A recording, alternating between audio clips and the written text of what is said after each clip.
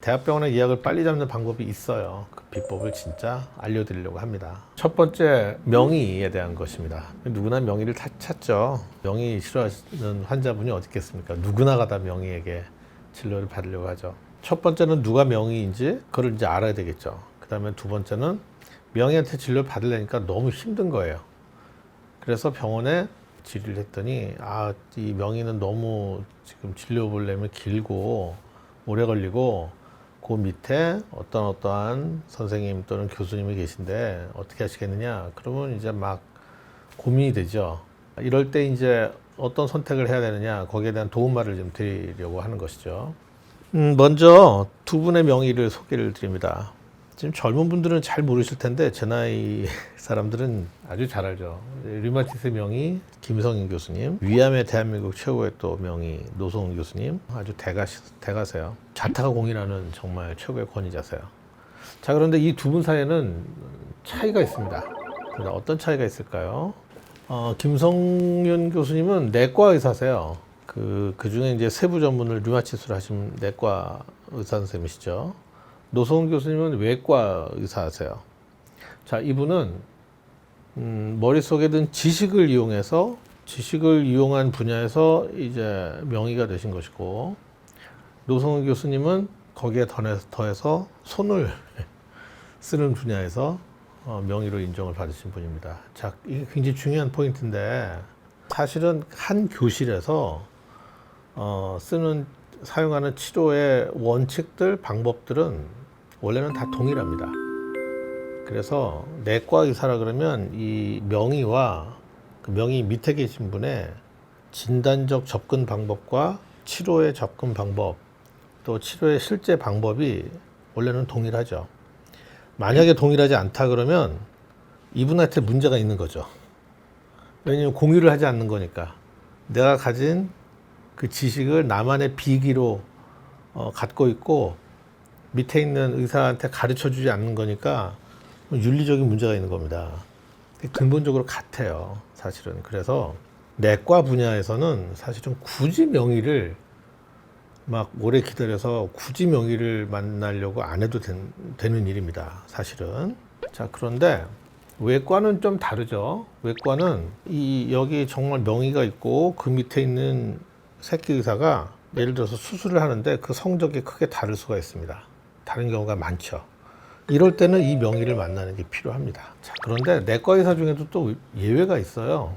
여기 지금 소개드리는 박승정 교수님, 이분 정말 이 관상동맥 스텐트 분야에 좁아진 관상동맥 스텐트로 넓히는 그 시술 분야에서 아주 정말 이 교과서를 바꾸신 분이에요.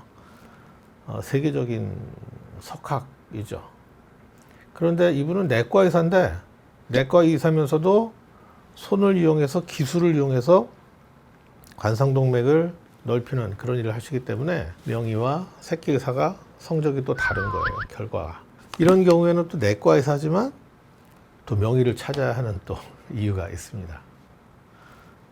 자, 결론적으로 말씀드리면 어떤 손기술, 그런 기술을 이용하지 않고 의학적 지식, 어떤 진단 기술, 이제 내과적으로 처방하는 그런 분야에 대해서는 굳이 그렇게만 명의를 고집을 할 필요가 없고, 그 명의가 계신 그 교실에 있는 의료진들이라면 대략 믿고 진료를 받으셔도 무방하다라는 말씀을 드리고 싶고요.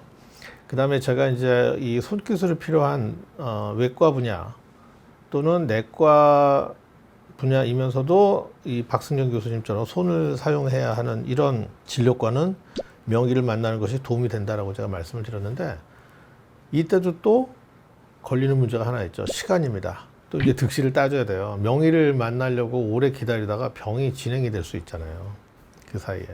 그것도 따져봐야 되죠. 그래서 명의가 실제 도움이 되는 경우에는 손기술이 필요한 경우에만 해당이 되는데, 실제 명의는 누구냐? 내 병을 고쳐주는 사람이 명의인 거예요. 아무리 저 의사가 정말 유명하고 그래도 저분을 만나려고 내가 너무 오래 기다리는 동안에 내 병이 진행이 돼요.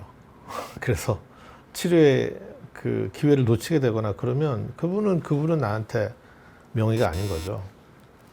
새끼 의사라도 적기에 내 병을 잘 고쳐줄 수 있으면 그러면 그분이 이제 나한테 명의가 되는 거예요. 그래서 너무 명의에 그렇게 고집을 하실 필요가 없습니다. 두 번째, 진료 일자 앞당기기. 의사들은 이런 부탁 정말 많이 받아요. 병을 진단받으면 특히 암 진단이라면 더더욱 그렇죠. 대부분 사람들이 크게 불안해합니다. 막 하루하루 한 시간 매 시간마다 막 암세포들이 뭐 점점 커져 나가고 또 퍼지고 뭐 그런 이제 두려움들을 갖게 되죠. 그래서 빨리 진료를 받기 원하고 빨리 치료를 받기 원합니다. 그래서 이제 주변의 모든 사람들 다 동원해서 어떻게 하면 빨리 진료를 받을 수 있을까? 또 수술을 어떻게 하면 하루라도 앞당길 수 있을까? 막 이제 노심초사하죠. 그런데 중요한 것은 진료는 속도보다 정확성이 훨씬 더 중요합니다. 빨리 받는 것보다 정확하게 받는 게 훨씬 더 중요해요. 예를 들어서 암 수술을 받는다? 특히나 그러면 암 수술을 여러 번 받는 게 아니에요. 예를 들자면 암 수술을 빠른 시간 안에 정확하게 받으면 가장 좋죠. 그건 정말 아주 이상적인 상황인 거고요. 그런데 이제 막 너무 서두르다 보면 이제 무리해서 끼워 넣게 되죠. 진료를. 그 다음에 수술도 무리해서 끼워 넣게 돼요. 그러면 정확한 치료, 진단, 그것을 놓칠 수가 있습니다. 너무 무리하면. 그리고 또 이제 막 무리하게 부탁하잖아요.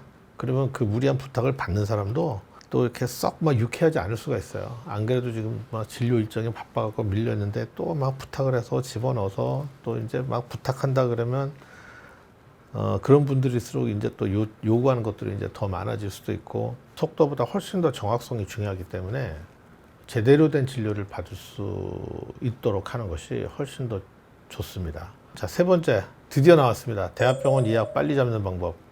아마 이거 언제 나오나 이거 보시려고 지금 들어와서 기다리고 계신 분들 계실 텐데 대학병원에 예약을 빨리 잡는 방법이 있어요. 그 비법을 진짜 알려드리려고 합니다. 너도나도 이걸 이용하면 또 좀 대학병원에서 또 좀 피곤해질 수도 있는데 자, 방법은 이거예요. 대학병원마다 진료협력센터라고 하는 부서가 다 있습니다. 없는 대학병원이 없어요. 모든 대학병원이 다 진료협력센터가 있어요. 진료협력센터가 무엇이냐? 의뢰하는 의료기관들의 의사들이 내 환자를 좀 더 손쉽게 의뢰할 수 있도록 그것을 전담하는 부서예요.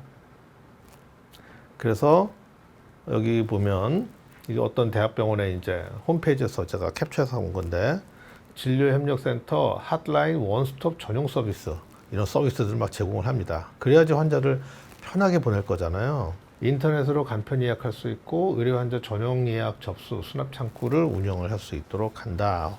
이제 의사에게도 편의를 주고 또 환자에게도 편의를 준다는 거죠. 이게 빠른 예약과 무슨 상관이 있느냐? 굉장히 크죠. 여기 밑에 있죠? 모든 대학병원은 진료협력센터를 운영하고 있고 진료협력센터를 통해 의뢰가 들어오는 환자의 예약에 대해서는 우선권을 주는 거예요. 즉 뭐냐면 대학병원이 있는데요. 환자가 직접 전화를 해서 나 언제 진료 보고 싶어요. 그러면 이제 한참 기다려야 됩니다. 그런데 이 환자가 어느 의료기관에서 같은 환자인데 의뢰를 하잖아요. 그러면 이만큼 안 드리고 요만큼만 기다리는 거죠. 빨리 진료를 볼 수 있어요. 이건 사실 대학병원 뿐이 아니에요. 저희 병원도 마찬가지예요. 그냥 예약하면 오래 기다리게 되지만 의사 선생님이 환자가 이러이러한 환자를 좀 의뢰하려고 합니다. 그러면 무조건 빨리 잡아줘요. 저희는 이제 진료협력센터라고 개인 의원이니까 따로 있진 않고 이제 그거를 패스트 트랙 서비스라 그러는데 빨리 긴급하게 진료를 봐주는 서비스를 해드립니다. 그래서 결론적으로 말씀드리면 진료 일자를 좀 빨리 잡고 싶으시면 여러분들 다니시는 병원에 의사 선생님한테 또는 진료를 받던 분한테 진료협력센터를 통해서 예약 좀 빨리 해주세요. 예약 좀 잡아주세요.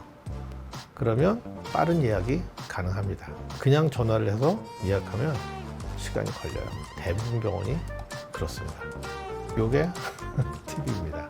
주치의사에게 예약을 부탁하면 대학병원 예약을 빨리 잡을 수가 있다. 대부분 병원이 그렇다는 얘기입니다. 고맙습니다.